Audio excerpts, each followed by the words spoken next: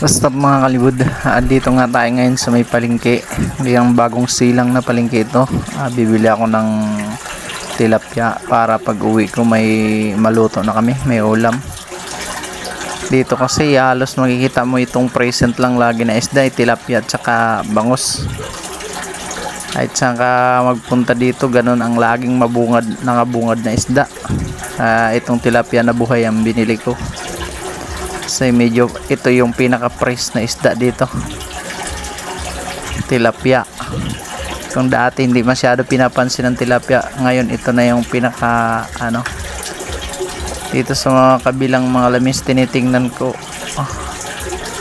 Wala na ibang laman kundi bangus lang din at saka tilapia.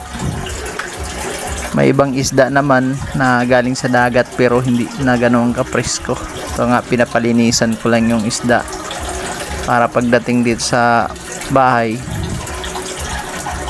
konting linis na lang at saka maluto na agad dahil gabi na nga. Nakauwi ako nito mag alas 9 na ng gabi. Buting may naabutan pa kung nagtitinda ng isda dito.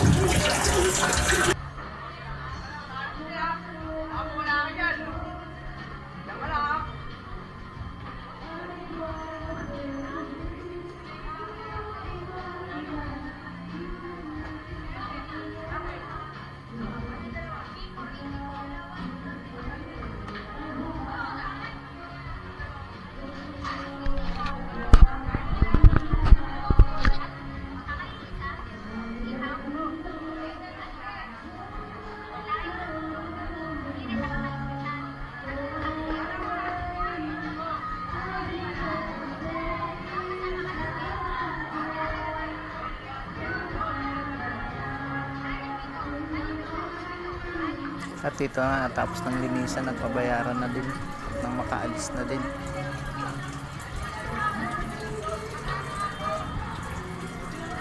Ito sa bandang unahan, tinitingnan ko, may ibang isda din naman na naka-display. Ayan, tag 100 nakatumpok-tumpok na. So kunti na lang talagang naka-display na isda dahil nga gabi na. At dito napadaan ako sa may mga handaan ng manok. Malinis na yung mga lamisa. Dito may nagtitinda pa ng mga karne sa may labasan. Makauwi na, diretso na makauwi. Ano po yung